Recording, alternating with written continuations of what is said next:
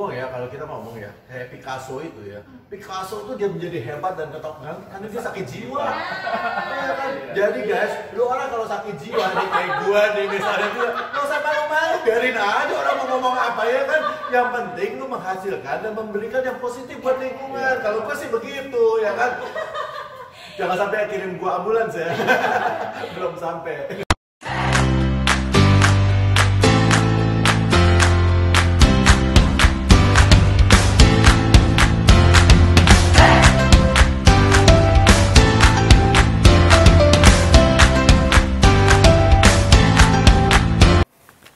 Kita buka masker ya. Oke.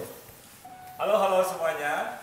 Teman-teman, ketemu lagi di acara Kongko Kui episode kelima. Oke. So guys, kali ini kita punya tamu yang sangat istimewa, Ji Sanjaya. Oke, halo. Semuanya, Oke. selamat sore.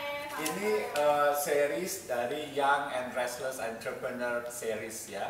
Jadi artpreneur. Ini adalah seorang creativepreneur ya. Oke. Cerita dulu dong, Ya. jadi gimana nih?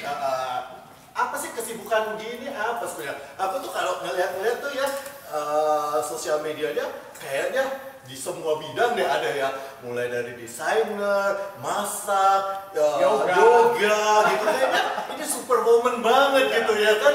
Nah kira-kira apa nih yang membawa gini seperti ini nih apa? Jadi basically aku tuh senangnya sebenarnya lebih ke aksesoris jewelry. Tapi Oke. memang dulu sempat sekolah juga ambil bidang aksesoris gitu. Memang dari situ sebenarnya pengen ngulik-ngulik yang lebih gila lagi sebenarnya. Jadinya ke edukasi. Jadi aku membangun kayak platform education. Aku bilang namanya adalah creativity. Jadi dulu tuh belum ada workshop, belum kurang lebih 3,5 tahun lalu lah, belum ada workshop. Siapa nih teman-teman yang hobi, terus memang dia menekuni makrame, apa Chinese printing, linocut, whatever gitu. Jadi aku kumpul-kumpulin entah mereka lulusan dari beberapa university atau memang hobi dan lain-lain, bukalah kelas. Nah dari situ berkembang tuh banyak orang yang ya udah aku tuh sebenarnya stres di kantor, tapi kalau weekend aku gak ada kerjaan. Dulu Mendingan kamu aku kantornya kasih- di mana? Boleh ceritakan? Dulu aku sempat kantor tuh di Kemang, Plaza Kemang 88. Tapi Oh memang- tahu aku tuh sebagai apa? Sebagai apa? Ngapain di kantor? Bidangnya apa? Bidang apa? dulu aku memang founder of Creativity, tapi sebelum itu aku sempat kerja di bank Maybank. Wow. Oh jadi dari banker menjadi artpreneur ya? Sebenarnya dia juga desainer sebenarnya. Dia kan Desainer. ketika ada desainer dia Ya. meng-create desain jewelry dan sebagainya. Sekolahnya desain. Jadi gini, memang dulu pas S1 aku ambil sosial politik. Wah, ini sosial politik lagi, waduh. Tapi memang terus ke bankers karena waktu itu harusnya dapat salah satu keterima di salah satu advertising. Kok ngomong-ngomong? Ogilvy. Eventasi apa? Ogilvy Oh, Howard. Ogilvy. Iya, harusnya. Tapi keburu aku kontrak di Maybank. Oh, Dan oke. itu akhirnya Maybank kan pindah kantor di Plaza Senayan 3. Dan kebetulan aku Ogilvy juga di situ. iya, Ogilvy. Makanya kayak aduh, udah keburu di tanda tangan gitu kan, tapi it's okay. Tapi aku jadinya kan learning about kerja di kantor tuh gimana, isi macam-macam lah, terus bersosialisasi sama teman-teman kantor tuh kayak gimana, karena kebetulan bagiannya di Markom, jadi jalan-jalan juga, terus ketemu banyak orang, kantornya jadi beda-beda gitu. Oke. Seru sih sebenarnya. Kayak balik lagi ke kreatif IT.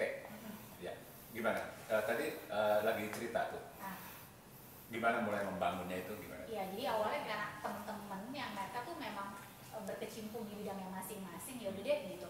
Akhirnya aku buatin sistem, yuk kita buka kelas on weekend gitu.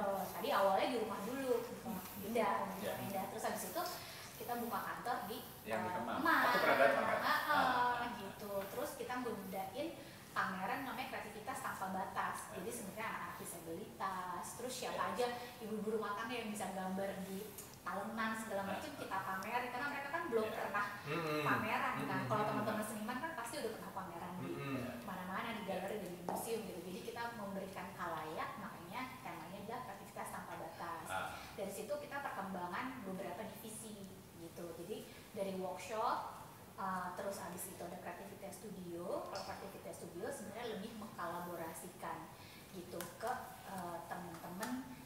berkecimpung di lainnya adalah medan seni, yaitu misalnya arsitek, interior, seniman gitu. Enggak. Terus gimana tuh? Kenapa kamu bisa kepikiran terus mau buat hal-hal yang seperti itu? Maksudnya buat ibu-ibu rumah tangga, anak-anak disabilitas, itu kenapa itu? Kenapa kamu memilih kreativitas untuk orang-orang tersebut gitu loh? Karena gini, sebenarnya kayak mereka kan punya, gini, kalau ada beberapa riset psikolog gitu mengatakan sebenarnya orang itu mempunyai kreativitas di bidangnya masing-masing. Tapi if mereka tuh belajar gitu ya, mereka pasti akan bisa gitu dengan learning by doing, tapi memang tentu dengan kontinuitas. Biasanya banyak ibu-ibu yang merasa depression, aku tuh nggak bisa kerja di rumah, cuma bisa ngurusin anak, sedangkan ini, tapi dengan sebenarnya mereka punya hobi gambar atau misalnya menyulam dan itu bisa dijual lagi gitu, why not gitu. Dan anak-anak disabilitas juga demikian gitu. Itu kan berarti empowerment ya, memberdayakan kelompok-kelompok masyarakat ya, ibu-ibu, anak-anak disabilitas kayak gitu. Itu emang jiwanya emang ada bawaan dalam darah atau itu spontan atau gimana? Apa ada pengalaman tertentu? Ada ya. Apakah ada suatu hal yang menggugah hidup kamu ya sehingga kamu udah I have to do this? Because right now I learn about mind, body, and soul. So in my Instagram, I'm always share about sport, kan, olahraga, cooking, healthy cooking lah ya, gitu, and also meditation atau misalnya experiment something like that gitu. Because sekarang kok udah banyak banget yang kena mental health dan kita akan memperingati Hari Mental Health Dunia itu tanggal 10 Oktober. Udah lagi dong. Ya. Besok salah satu hero-nya dan berarti kamu kayak advocate untuk mental health ya. Kemarin itu gini, sedikit sharing. Itu salah satu dan narasumberku bilang, ini umurnya 20 tahun, dia bilang gitu. Sekarang ini masalah mental health itu menjadi isu utama. Dia sebagai anak umur 20 tahun itu melihat itu menjadi isu yang sangat penting. Aduh, bukan cuma anak umur 20 tahun, anak umur 50, 70 tahun juga semua punya isu mental health. Jangan sekarang, Mas. Itu kesadaran seperti itu disadari sejak umur masih muda. Dulu itu mental health kita baru sadar tuh kayak umur berapa gitu kan. Ini tuh emang udah menjadi kalau dulu tuh bukannya sadar, kalau dulu tuh kita punya problem mental health paling dimaki orang lah, salah lu sendiri gitu ya kan. Kalau sekarang tiba-tiba it's become an issue gitu ya, orang tiba-tiba punya interest. Tapi nih ngomong-ngomong nih, kita baru ngomong berapa menit nih, kok kamu itu kayak Google sih ya, semua ada lah ya.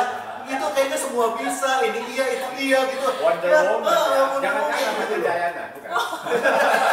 Enggak, sebenarnya sih learning by doing aja. Terus memang di kalangan teman-temanku, apalagi misalnya teman-teman media itu sebenarnya banyak banget ya kenal mental health, schizophrenia, bipolar, dan banyak-banyak penyakit lainnya gitu. Tapi memang sometimes my house tuh suka dijadiin kayak macam yayasan lah kita bilangnya gitu.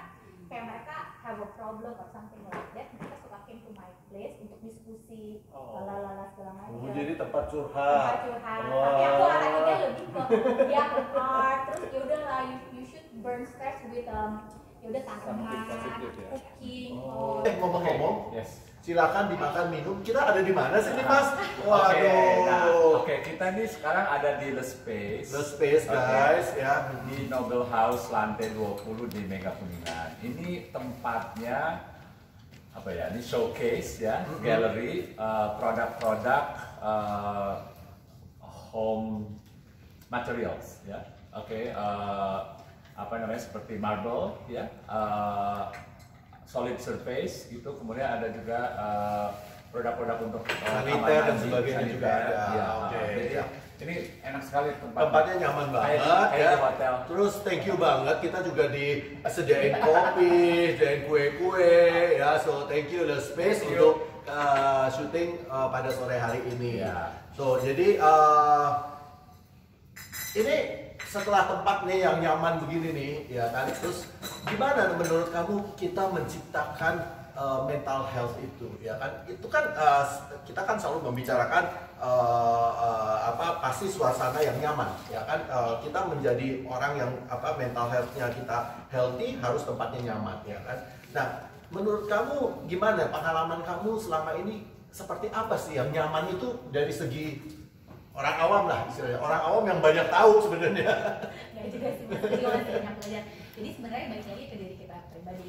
Kita punya past dari masa lalu. If kita sudah memaafkan kejadian kita di masa lalu, apapun itu, berat. yang bad gitu. Tapi memang mungkin aku kalau yang ngucapin mungkin gampang ya. Tapi kan untuk proses menuju ke situ, apalagi dari setiap personal itu kan berbeda. Gue berasa banget. Setebel buku telepon deh, setebel buku telepon yang belum gue maafin dong. Oke, tadi gimana pertanyaannya kan? Gimana caranya tuh untuk membangun mental health yang sehat? Ya gini loh, kan nggak semua orang mempunyai opportunity, ya mempunyai tempat yang indah, ya kan. Nah, tapi kan mental health itu harus dimiliki oleh semua lapisan kalangan masyarakat, ya dari atas sampai yang bawah. Nah, gimana kita bisa meng-create itu? Menurut kamu, how to create this ambience? Ya, to get itu a good mental, ya. Pertama adalah memaafkan diri sendiri dulu.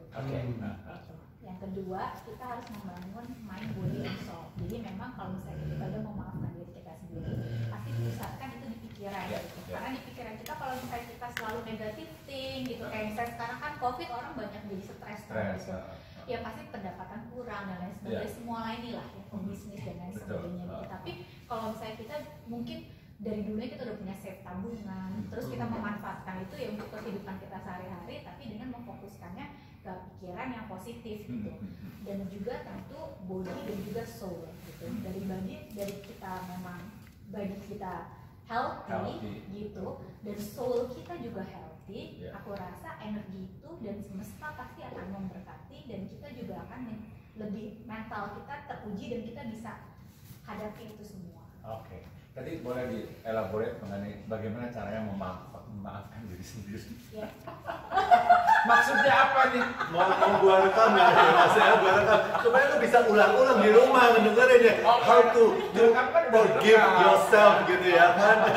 Oke, nanti jawab ya. Aku mau kasih sedikit. Ini teman-teman, jadi kita tiap 2 minggu ini kita bincang-bincang sama tokoh-tokoh atau teman-teman yang bisa memberikan inspirasi gitu kan. Nah, Gi ini adalah salah satu contoh yang sangat inspiring karena berjuang di entrepreneurship gitu ya, dengan semangat, dengan positif, dan semangatnya itu kayak memberikan bukan hanya buat diri sendiri tapi juga memberikan juga buat orang lain gitu ya. Makanya kita jadikan tamu di hari ini gitu ya. Dan tema hari ini adalah memaafkan diri sendiri. So guys, jangan ragu-ragu kalau kalian ada pertanyaan dan sebagainya, silakan aja tanya DM ke kita dan sebagainya ya, terutama mengenai bagaimana memaafkan diri sendiri. Oke, silakan jawab. Kalau dari aku personal, jadi memang beberapa, aku sebenarnya bukan psikolog, memang sekarang ini aku lagi menjalani kuliah juga, itu lebih ke manajemen dan kurator seni. Itu kan salah satu mata kuliahnya ada psikologi, jadi biasanya aku paling frontal tuh di situ, gitu. Karena dari mulai aku punya kreativite, itu kan mengajar juga kids ya, dan kita kolaborasi sama Global International School. Jadi singkat cerita, ada anak kecil yang menggambar, excuse me, can you drawing your family or your family tree? Miss, I'm sorry, I just drawing mom and me. Why? Yeah, because my mom is my superhero. Oh, okay, you finish it your drawing. That's it. And after that, I talk to the another teacher kan gitu ya, kepala sekolahnya, aku ngomong juga, why this is menggambarnya kayak gini. Probably ibunya divorce.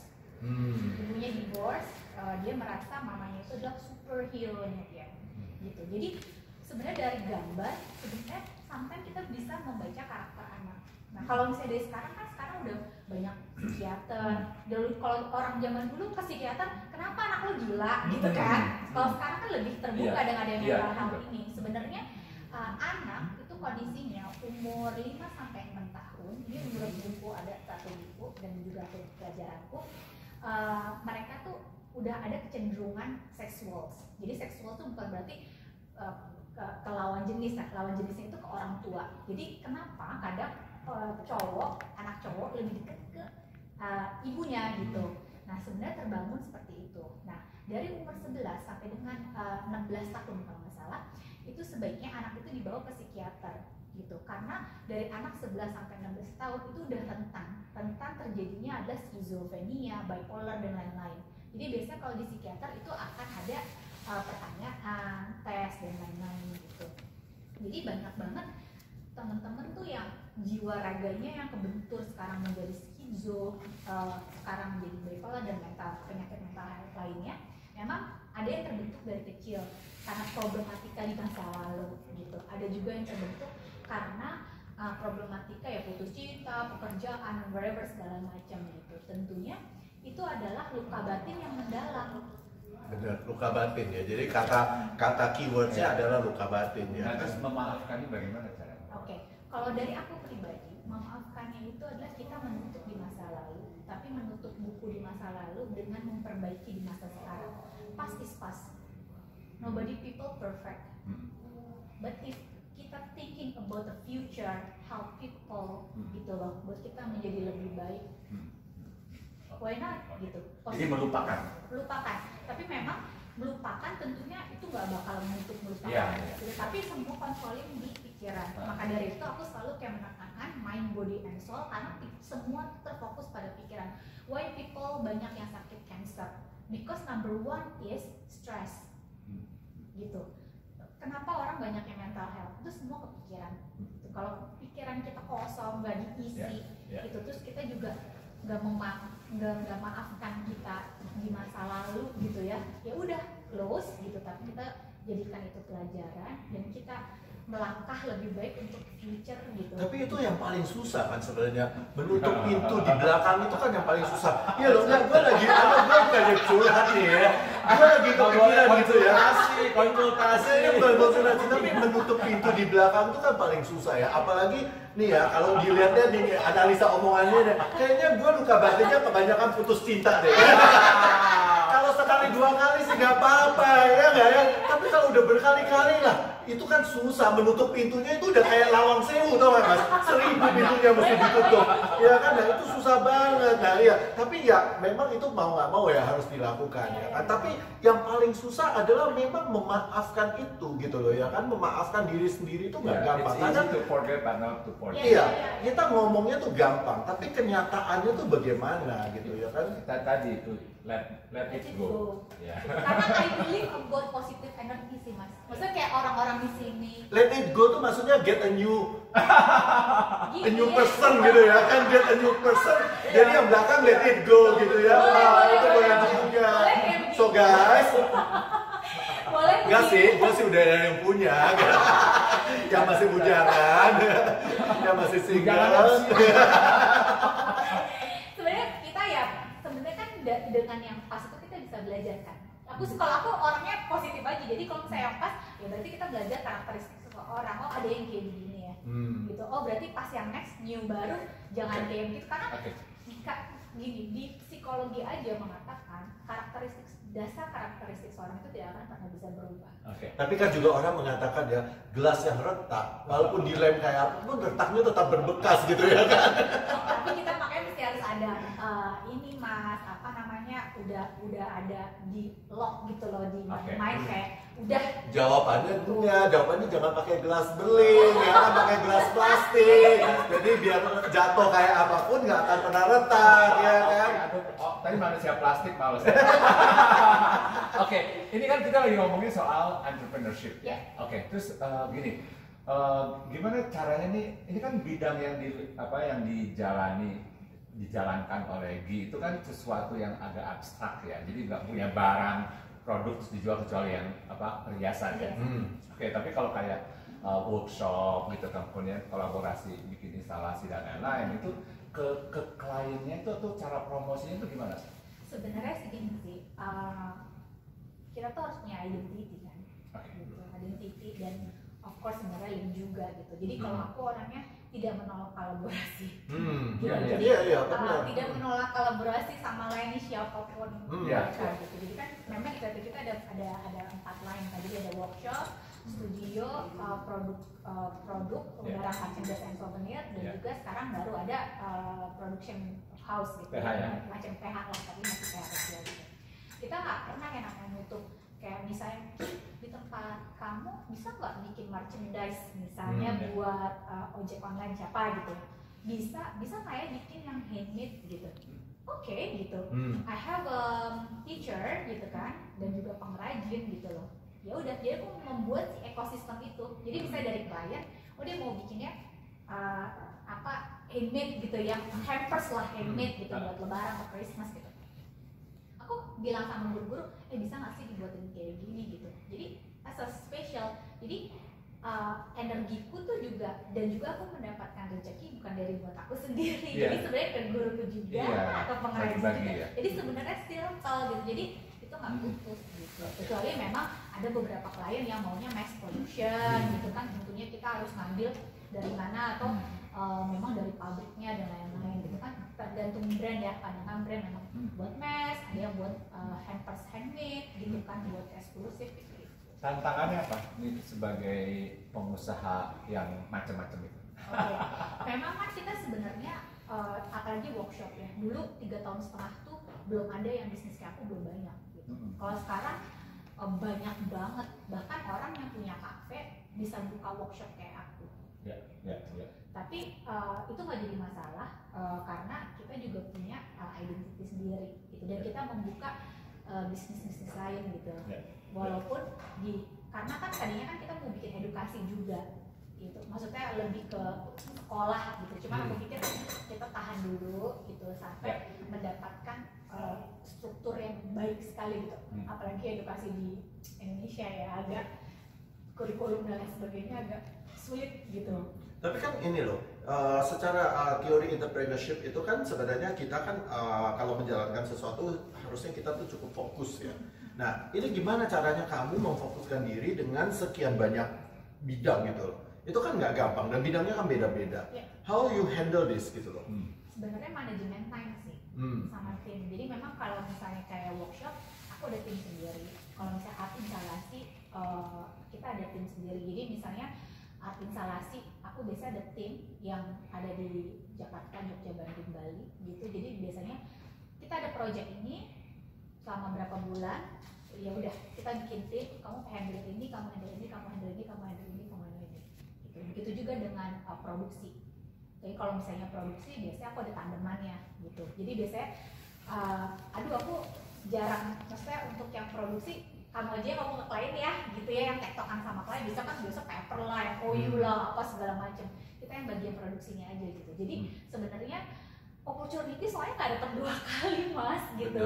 Opportunity nggak datang 2 kali gitu. Jadi sebisa mungkin apa yang kita punya ya udah diobral nih gitu. Dan maksudnya memang diobral dan berarti bukan kita nggak fokus gitu, tapi kan kita membuka juga kolaborasi ke teman-teman yang lain gitu. Jadi kamu selalu ini ya, attitude-nya tuh open minded gitu kan. Kemudian apa namanya, kita kolaboratif. Kolaboratif gitu. Karena menurutku kalau zaman sekarang kalau nggak kolaborasi susah ya gitu untuk A, B, C, D, apalagi kan maksudnya kita mesti harus injection money gitu kan, fundingnya juga harus besar kalau misalnya mau bikin satu project yang besar juga gitu. Tapi dari sekian banyak usaha, ada nggak yang gagal misalnya? Sebenarnya dari dulu aku udah pernah kafe gitu-gitu ya. Tapi memang kafe itu kan kita ada partnership gitu. Jadi memang tidak semua partnership itu indah ya. Tentunya. Tidak semua kolaborasi itu indah ya.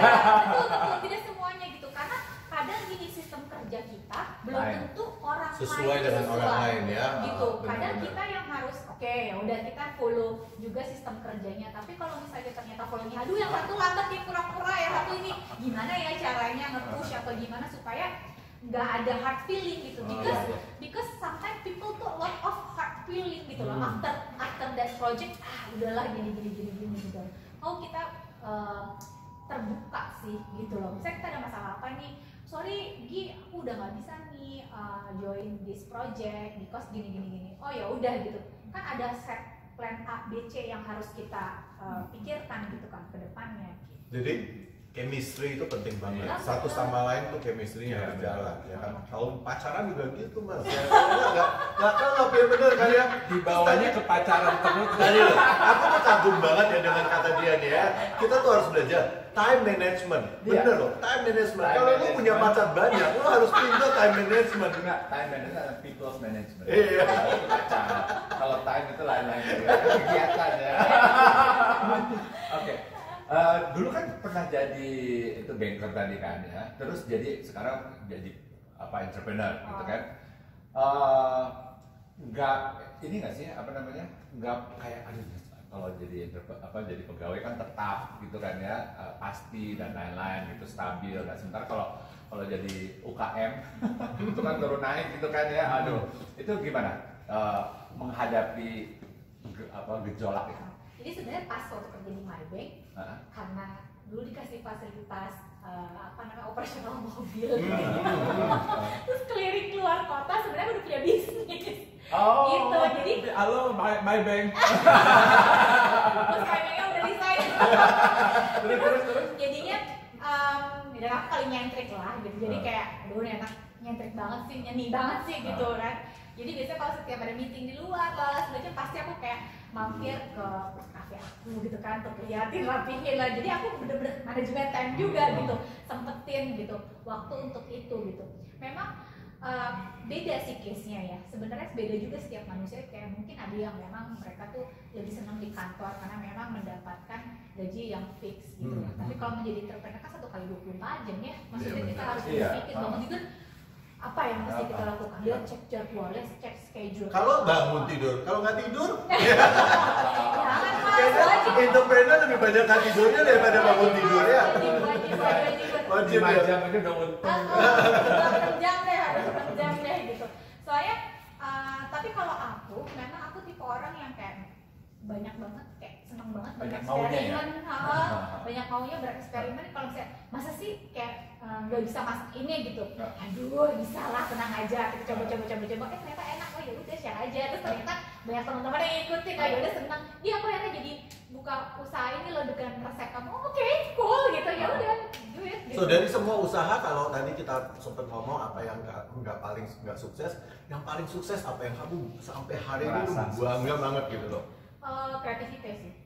Maksudnya sukses itu bukan berarti harus secara finansial ya. Iya. Kalau kita ngomong entrepreneurship memang finansial, tapi kan secara soul kamu punya kebahagiaan. Kan ada orang ya walaupun mungkin secara finansialnya tidak terlalu gimana, tapi dia bangga banget dan dia merasa itu sukses. Rewarding gitu ya. Karena kreativitas, karena aku begitu banyak ketemu sama orang, begitu banyak karakter, begitu banyak tantangan yang dihadapi, seniman juga, apalagi kalau misalnya nggak bisa domba ini mesti begini, nggak mesti ada logo ini itu lalu segala macam lah, keribetan itu yang sebenarnya melatih mental aku, jiwa aku juga gitu. Terus ketemu banyak student dari anak kecil, nenek-nenek umur 70 lalu segala macam. Saya punya tante atau oma? Tante aja. Oh semua gitu ya orang tua ya. Aduh, ini mau ngapain lagi gitu kan? Nggak, pokoknya aku yang penting aku berkarya. Oh oke, tante, oke gitu. Jadi aku happy gitu karena menurutku if me send positive energy to others gitu loh. Aku percaya, I believe gitu. Maksudnya semesta bakalan memberikan energi yang positif juga. Amin. Setuju. Teman-teman itu tadi sangat inspiring ya. Oke, kata-katanya. Apa katanya boleh diulang? Jika kita memberikan positive energy to others gitu kan, pasti kita semesta akan mendengarkan dan kita akan menerima positive energy juga gitu. Sama gitu. Aku juga percaya gitu. Aku bilang ya, kita dalam hidup ini nih selalu ada gelombang-gelombang kan. Kalau kita mengeluarkan gelombang-gelombang positif, itu yang positif akan datang dan berkumpul, ya kan. Kalau kita orangnya sikapnya pesimis, ya julid banget, nyebelin, ya kan. Itu yang negatif juga akan berkumpul gitu. Jadi makanya kita harus selalu berikanlah gelombang positif. Pasti akan ada terjadi kesamaan itu. Nah teman-teman kalau ada yang mau tanya boleh ke Gi Sanjaya lewat IG Live Jakarta Vintage dan Cosmas Ghazali. Nanti kita akan dijawab ya, harus dijawab ya. Jadi ini emang sangat menarik kalau kita pas bicara ngobrol-ngobrol dengan pengusaha ya yang sedang berjuang gitu kan, karena semangatnya tuh sangat kuat sekali gitu, kemudian juga positive thinking. Nah itu yang ingin kita share gitu ya. Oke, kembali lagi ke kamu sebagai tadi artpreneur ya atau creativepreneur itu. Oke, itu sekarang ini banyak nggak sih yang kamu yang dilakukan bisnis yang seperti yang kamu yang dilakukan orang lain, misalnya kompetitor? Kompetitor sekarang lebih banyak mas, karena kalau misalnya kayak workshop tuh gampang banget ngopinya gitu, gampang banget. Dan maksudnya kan kita juga kan ada guru-guru yang memang mereka kayak freelance gitu, dan mereka kan boleh juga di tempat lain. Tapi kalau yang udah kita lock sih aman. Nah, tadi kayak sekarang kan belajar hari itu kan harus apa ya, nggak bisa online gitu, harus touch gitu kan, dan itu pasti banyak banget gejolak-gejolak kayak begitu gitu di tengah corona kayak gini gitu. Tapi menurut aku kalau misalnya memang bisnis kita itu di-copy sama orang, berarti sebenarnya kita harus membangun bisnis kita lebih baik lagi, yang lebih diverse lagi. Aku sih positifnya gitu aja. Makanya ada lini-lini bisnis yang lain gitu. Toh juga di dalam bisnis aku kan sebenarnya tidak terlalu banyak costing yang karena kita banyaknya biasa kan gitu. Jadi ya kecuali yang aksesoris ya kita harus produksi dan lain-lain gitu. Tapi memang di samping bisnis ada yang idealis, tapi ada bisnis juga yang harus menghasilkan uang gitu. Jadi ya balance. Jadi kuncinya mas, nggak boleh bisnis kopi, di kopi orang. Iya kan, bisnisnya mesti sesuatu yang original ya. Tapi memang ini juga sih, maksudnya kayak perkembangan bisnis kan kayak workshop gitu tuh gampang banget sih kopinya gitu. Jadi memang agak sulit gitu. Jadi makin banyak akhirnya peminatnya juga, aduh banyak banget ya yang ini yang itu. Tapi memang kayak begitu bisnis kayak workshop ya itu pasti ada masanya. Gitu. Tapi aku rasa sih yang paling penting sebenarnya adalah originalitas ya. Jadi kita apapun yang kita lakukan bisnis, saya pikir kalau kita yang istilah kita jual itu adalah originalitas kita, itu udah pasti orang lain tuh susah untuk mengcopy ya kan, karena ya you are what you are gitu ya kan, I am what I am gitu. Nah makanya ya saya juga sering ya kalau bicara kepada anak-anak muda, saya selalu bilang bring out what is the best of you ya kan, karena itulah yang kalian bisa jual gitu, itulah yang menjadi ciri khas kalian ya kan. Karena kalau orang kan terus terang ya zaman sekarang anak-anak muda ini kan maunya cepat ya, copy paste tuh cara yang paling cepat, apapun juga di copy paste ya kan. Tapi itu kan cara yang salah, karena copy paste itu berarti dia dari orang lain kan, it's not about himself atau herself ya. Nah jadi itulah, jadi so guys jangan lupa be yourself, be yourself. Tapi untuk menjadi be yourself itu to find out who you are itu kan nggak gampang ya. Itu memerlukan waktu, memerlukan training ya kan. Jadi kayak batu berlian di dalamnya harus ditempa sedemikian rupa supaya baru kita tahu value-nya berlian itu seperti apa gitu kan. Jadi ngomongin soal competitors tuh, jadi Gi nggak terlalu masalah ya. Maksudnya karena yakin dengan bahwa kreativitas Gi sendiri, bahwa oke, gue mau bikin lagi yang baru lagi aja, di copy sama orang nggak apa-apa, gue bikin baru yang baru lagi gitu.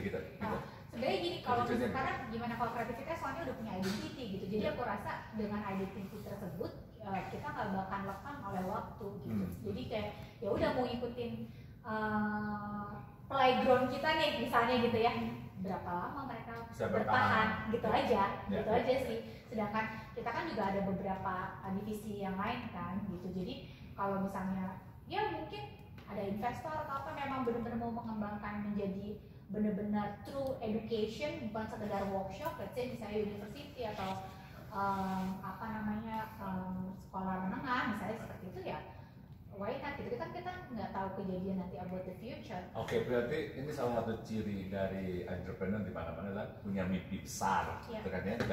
Dari workshop langsung ngomong university gitu kan, dan itu mimpi kan gratis ya, jadi boleh ya. Halu-halu aja. Iya benar.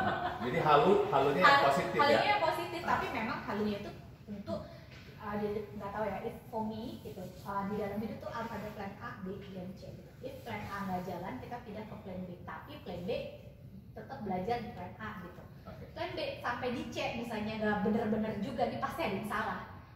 Mungkin nggak salah di luar, tapi di dalam diri kita juga harus introspeksi diri gitu, salahnya di mana gitu. Jadi aku sih dalam berbisnis aku punya plan A, B, C gitu, sampai gimana gitu. Dan juga biasanya sama partners gitu kan, sama tim, biasanya aku selalu ada untuk share gitu. Jadi biasanya di tim aku biasanya ada waktu misalnya sebulan sekali, biasanya kita share ngobrol gitu. Gue tuh gak suka deh sama lo kalau misalnya kayak gitu. Iya, aku kan selalu ngomong gitu. Kamu tuh bisa nggak ya, nggak gini gitu. Tapi kalau misalnya coba deh, bisa nggak coba kamu open mind, your heart ya, your eyes gitu, biar bisa ini, biar lebih ini. Jadi supaya nggak hard feeling sih. Tapi terus biasanya gimana? Kita kan orang Asia, orang Timur, orang Indonesia ini kan sebenarnya sangat sangat sensitif banget ya. Terus gimana tuh Gi selama ini kalau ngomong ya, kalau kita di Amerika, di Eropa sih mungkin biasa ya, orang is okay tuh fine. Tapi kalau orang Indonesia tuh Gi ngomong seperti itu gimana reaksi mereka? Memang agak sulit sih Mas ya. Maksudnya kayak berdiskusi mencari benang merah itu kan susah ya. Berkomunikasi dengan berbagai sifat dan karakter orang tuh susah ya gitu. Tapi I believe lagi ke diri aku bagaimana aku mengkomunikasikan gitu kan, supaya hal yang tadinya negatif menjadi positif gitu. Karena memang kalau di Asia memang banyak banget yang hard feeling gitu loh, beda kalau iya kan langsung di delete, di block gitu ya kan, kayaknya oh ini segini banget deh, nyakitin hati banget gitu ya. Ya, gue cuma menyatakan fakta-fakta yang kejadian gitu loh. Karena kan banyak orang punya pekerjaan, guys, bener kan? Lo orang tuh punya pengalaman yang sama, cuman kagak berani ngomong aja. Gua aja dia ngomongin tuh kan. Iya. Kayak sebenarnya gini, karena kalau aku basically gini Mas, tidak semua orang suka sama kita. Gitu. Iyalah, kita kan nggak bisa atur apa yang ada di pikiran dan di hati orang, ya kan? Terus. Semangat. Udah ngantuk malah tadi. Itu dari pagi soalnya guys. Jadi memang sebenarnya nggak semua orang kan suka sama kita, dan kita harus sadar diri itu gitu. Kalau aku if aku melangkah gitu ya ke jalan yang menurut aku benar gitu ya, dan sesuai dengan yang aku rencanakan dan sebagainya gitu, tanpa merugikan orang lain gitu. Gitu. Sometimes people tuh berpikir kayak, oh Sigi berhasil gitu kan, because A, B, C, D, lalala segala macam, misalnya family or something like that. But you know, me very hard work gitu kan, anything kan nggak perlu harus share. Dan itu mungkin mungkin ini juga kadang-kadang environment kita harus membiasakan diri, mendidik lingkungan kita untuk selalu berpikir positif dan ikut bahagia akan kesuksesan orang lain. Tapi kita kebanyakan, terus terang kebanyakan di sini tuh sirik gitu ya kan. Kalau ada orang sukses malah dicari-cari alasannya, oh begini begitu gitu ya kan. Itu yang itu curcol kita semua. Nah tapi itu guys, lo kalau kalian pengen menjadi lebih baik, itu cara berpikirnya harus dirubah, ya kan? Kita harus berpikir positif. Tadi Ki udah sampaikan, ya kalau mind kita positif, kita akan banyak sekali hal-hal positif. Tapi kalau mind kita negatif, jadi kalau ada temen lu yang sukses, terus lu ngiri dan sebagainya, ketika lu berusaha untuk pasti lu juga gak akan pernah sampai ke sana gitu, karena lu cuma sibuk untuk menjatuhkan dia. Padahal harusnya kita sibuk menggunakan waktu kita untuk membangun diri kita sendiri. Jangan menjatuhkan orang lain, buat apa gitu ya kan? Betul.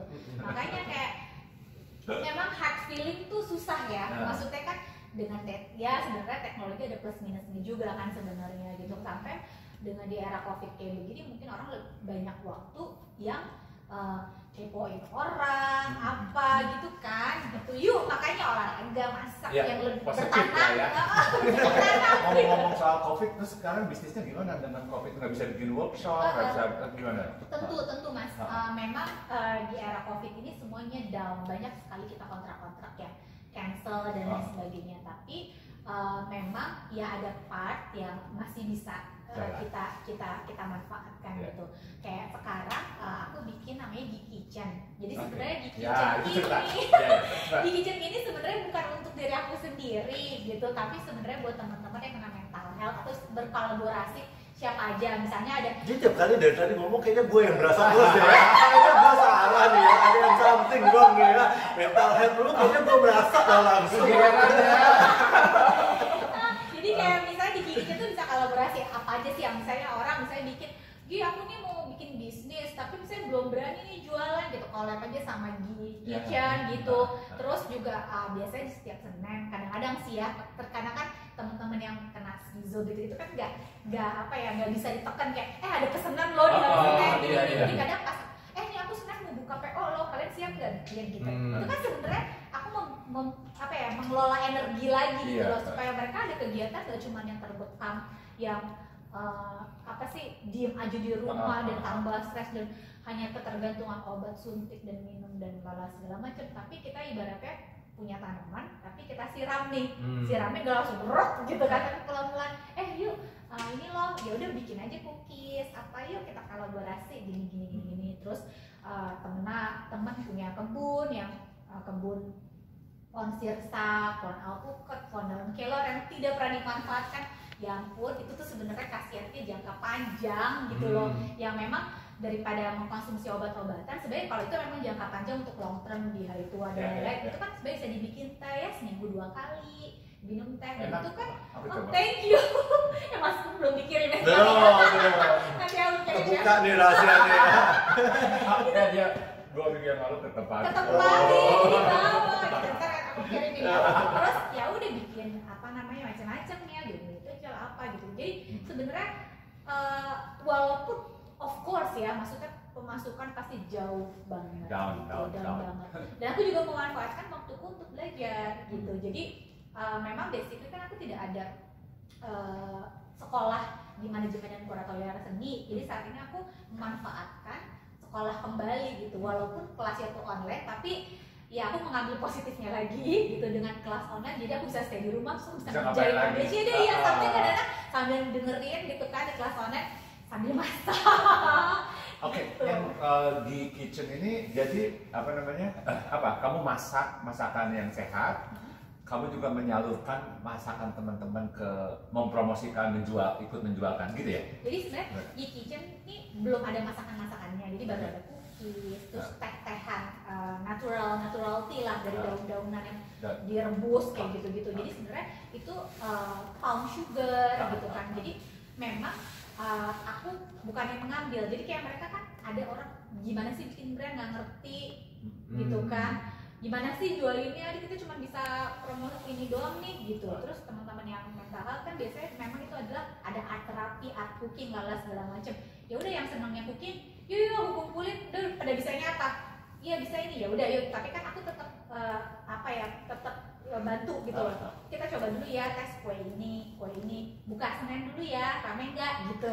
Kamu yang bukain? Iya, dengan si G Kitchen ini. Jadi sebenarnya G Kitchen sebenarnya bukan yang punya G Kitchen doang, tapi sebenarnya punya semuanya juga gitu ya. Jadi kamu membantu teman-teman. Iya, tapi memang tentunya yang teman-teman mental health mereka tidak mau untuk dipublish gitu kan, karena di sini kan masih banyak judging-nya orang. Oh lo sakit jiwa dong, lo ini dong. Padahal sebenarnya mereka tuh nggak bisa digituin gitu loh. Maksudnya mereka juga manusia dan mereka tuh butuh kehangatan kita untuk peluk dan kita bisa sama. Tapi ngomong-ngomong ya, kalau kita ngomong ya, kayak Picasso itu ya, Picasso tuh dia menjadi hebat dan tetap karena dia sakit jiwa. Ya kan? Jadi guys, lu orang kalau sakit jiwa nih kayak gua nih misalnya juga, nggak usah malu-malu, biarin aja orang mau ngomong apa ya kan. Yang penting lu menghasilkan dan memberikan yang positif buat lingkungan. Kalau gua sih begitu ya kan. Jangan sampai kirim gua ambulans ya. Belum sampai. Ya, istilahnya begini loh. Orang tuh ngomong, orang bilang judging dengan mengatakan dia tuh sakit jiwa. Sebenarnya bukan begitu. Sebenarnya dia mempunyai sesuatu kemampuan yang orang lain nggak bisa menjiwai, nggak bisa mengerti. Sehingga dia menjadi orang yang berbeda. Padahal dia itu sebenarnya nggak punya penyakit istilahnya, tapi dia memang punya kemampuan-kemampuan yang orang lain nggak bisa ngerti. Cara berpikir dia berbeda, cara melihat dia berbeda dan sebagainya. Cuman kebanyakan orang menganggap ini orang aneh jadinya, makanya dibilang sakit jiwa gitu. Padahal sebenarnya dia tuh nggak, dia orang yang sangat hebat. Nah jadi makanya kita juga sebenarnya harus melihat dari sisi yang berbeda. Kalau kita melihat itu, kita bisa mengarahkan orang-orang yang punya kemampuan yang super hebat ini ke arah jalan yang produktif kan. Itu aja sebenarnya. Gitu. Ya makanya gini, sometimes kan kita melihat orang tuh cuma dari sisi mananya gitu kan. Pasti sebagai apalagi maksudnya di Indonesia nih dengan adanya teknologi yang tinggi, lalala segala macam, dan mungkin mereka punya spare waktu kan banyak judging lalala segala macam. Tapi sebenarnya nggak bisa ngelihat sisi di mana orang itu gitu. Jadi pasti dilihatnya orang pertama kali jeleknya. yang jeleknya gitu. Iya. Gitu. Ya, Pernah buat kesalahan. karena memang peribahasa mengatakan kan gara-gara nila setitik rusak susu sebelanga, ya kan? Lu mau kerjain segala macam yang baik, begitu lu buat salah, lu langsung dijudge orang. Makanya gue dulu punya temen ya waktu sekolah di luar negeri ya. Temen gue bilang, ngapain kita berbuat baik katanya. Tiap kali kita berbuat, begitu kita buat satu salah, lu dijudging orang. Mendingan lu bujahat aja. Begitu lu buat baik, semua orang akan memuji lu katanya. Terus gue pikir, bener juga ya. Ini cara pikirnya hebat juga gitu ya. Aduh, oke, ini boleh dengerin boleh enggak? Nggak, tapi kan gue kasih suatu pemikiran buat lo orang mikir yang mana lu mau milih gitu. Niki, dari tadi kita dengerin ya cerita kamu, itu kamu positif, semuanya tuh menghadapinya dengan positif gitu, dengan pada segala hal gitu kan ya. Itu gimana itu sampai ke satu state seperti itu? Sebenarnya trauma di masa kecil sih, gitu. Jadi sebenarnya I have a trauma di masa kecil juga, because I'm grow up with grandma and grandpa. Kebetulan my grandma and grandpa itu tinggalnya tidak pindah negara lah. Jadi aku benar-benar learning juga di beberapa negara itu. Jadi sehingga dan didikan aku agak berbeda gitu dengan my parents gitu, dan my grandma tuh grandma and grandpa very open minded. Jadi when di Germany gitu kan biasa ada para lesbian, homo, lala segala macam gitu. Tapi dia selalu bilang gitu, you should appreciate it to them, gitu loh. Nobody people perfect gitu. But if you positif gitu, semuanya pasti akan damai di bumi gitu. Tapi sampai saat ini kan kita banyak yang isu politik dan lain sebagainya gitu. Sebenarnya aku sebenarnya dari didikan kakek nenekku gitu loh. Terus kayak my parents kan soalnya bukannya jauh sih, maksudnya memang dia sibuk kerja lah segala macam gitu, dan kita kurang berkomunikasi kurang baik gitu ya. Jadi di keluargaku different religion gitu, jadi memang sangat menjunjung tinggi sekali toleransi gitu. Jadi memang ya aku mungkin bisa terbentuk kayak gini karena kejadian masa kecil aku di masa lalu juga gitu. Jadi lama tinggal di Jerman? Enggak, cuma berapa bulan, cuma gitu. Kan karena balik ke sini dan lain sebagainya gitu, bolak-balik. Terus karena mungkin aku cucu pertama perempuan gitu ya, jadi sangat disayang sama kakek nenek aku. Terus ya orang tua aku juga maunya tinggal sama aku, jangan tinggal sama aku gitu. Jadi kayak bolak-balik gitu. Cuman karena my grandmother udah pass away, jadi aku memutuskan tinggal sendiri gitu. Jadi ya very struggling sih. Jadi aku sebenarnya nggak ada pegangan untuk berpaling ke maksudnya orang tua gitu. Maksudnya for me orang tua memang orang tua gitu, tapi kan beda ya, difference ya kalau kita grow up sama siapa gitu kan gitu. Jadi tapi sebenarnya pola pikir yang seperti itu kebetulan mungkin aku berpikirnya beda gitu ya. Aku menganggap semua itu positif gitu, dan di saat kesendirian aku, di saat itu aku struggling gitu. Jadi aku bisa belajar gitu. Kayak misalnya aku dari kecil aku udah biasa namanya ikut kompetisi gitu. Sebenarnya ya itu ada plus ada minusnya juga gitu. Tapi aku mengambil plusnya ya, kalau dulu kan kayak aku harus menang ini. Tapi setelah aku tarik kesimpulan saat sekarang gitu, oh berarti itu aku berlatih mental. Saat aku masih kecil, aku ikut kompetisi A, kompetisi B. Mungkin zaman dulu udah nggak apa-apa, nggak menang nggak apa-apa gitu kan, karena my grandma selalu bilang nggak apa-apa gitu, tapi you just like performance gitu. Yang penting you try your best kan. Iya. Ya aku juga selalu bilang gitu, kalau dalam perlombaan ya kalau kita nggak menang, karena kita beda pendapat sama juri aja. Itu aja gitu loh, bukan berarti kita punya jelek gitu loh, karena juri punya pendapat yang berbeda, ya sudah nggak apa-apa ya kan. Kalau jurinya kebetulan sama pendapatnya ya kita menang ya kan. Iya. Tapi memang kalau saranku ya gitu, misalnya jika kalian misalnya berkarya atau apa aja gitu ya, misalnya ada kompetisi apa, cobain aja gitu, spare waktu cobain gitu, supaya bukannya berarti karya kalian tuh dengan menang berarti tuh kayak dapat appreciate. Itu kan appreciate is a bonus lah gitu. Tapi kalau misalnya kalian bisa berkarya terus bisa bermanfaat buat orang lain, terus juga ternyata bisa dijual dan bisa menafkahi diri sendiri dan membangun perekonomian di diri sendiri, why not? Tapi kita kalau ngelihat ya kebanyakan nih ya, kita perhatikan ya, semua perlombaan-perlombaan itu yang sukses tuh selalu yang juara 2, juara 3. Yang juara pertamanya jarang loh. Benar loh. Karena bukan hanya di lomba, tapi juga kayak juara kelas. Iya. Itu juara 1 tuh biasanya. Ya, karena yang juara 1 itu dia sudah terbawa dengan segala animonya bahwa dia is better than others. Ya kan, itu dia akan membentuk dirinya seolah-olah ngerti gak? Gue tuh udah lebih baik, gue tuh hebat ya. Sedangkan yang juara 2 dan 3 dia merasa gue belum sampai nih, maka dia dalam realitas dia akan berusaha gembleng supaya dia bisa mencapai itu gitu loh. Nah itu yang bedanya ya, makanya memang kenyataan kebanyakan di banyak perlombaan saya melihat selalu juara 2, juara 3 nya yang lebih sukses secara karir ya nantinya gitu. Makanya sebenarnya kalau misalnya ibu-ibu di rumah atau siapa lah yang udah punya kids, misalnya anaknya mau ikut perlombaan, kalau bisa diarahkan untuk ke perlombaan, mendingan diikutsertakan gitu. Jadi supaya dia juga sebenarnya melatih mental gitu kan.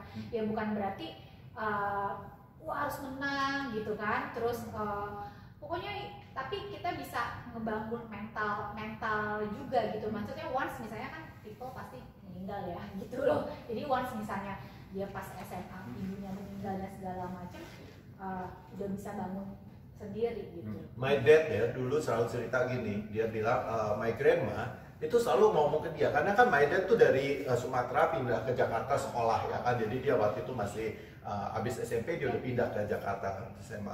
Terus dia dapat sekolah yang sekolah susah banget gitu, tapi my dad termasuk orang yang rajin untuk belajar ya.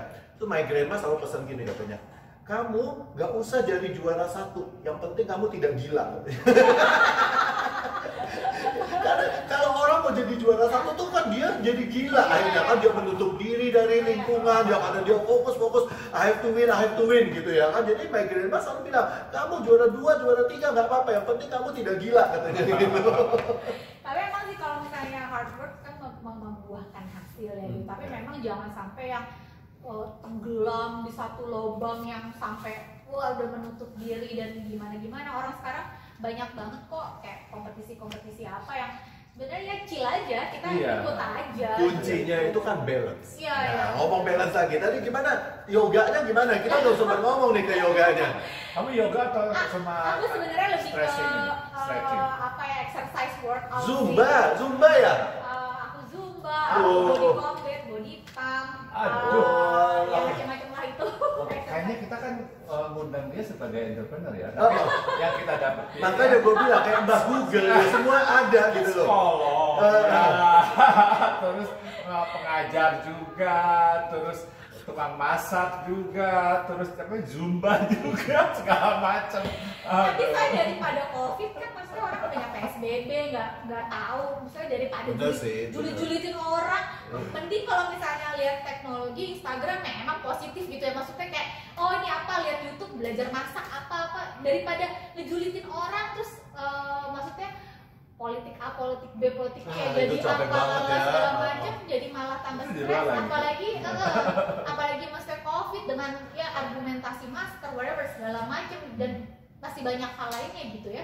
Udahlah kita di tengah kesulitan dengan semuanya gitu, stay positif dan juga healthy, lakukanlah hal-hal yang positif gitu. Kalau misalnya masak, menurut aku masak adalah my burn stress juga. Sama dong, gue juga gitu. Kita masak bareng. Iya, boleh. Gue suka banget tuh ya. Kalau gue tuh masak itu tuh apalagi ya potong bawang, potong apa tuh kayaknya gue lagi memotong-motong orang yang gue sebelin. Harus positif. Itu gue positif banget, energi gue kabar negatif ya. Bener ya? Jangan. Wah itu buat burn stress aja.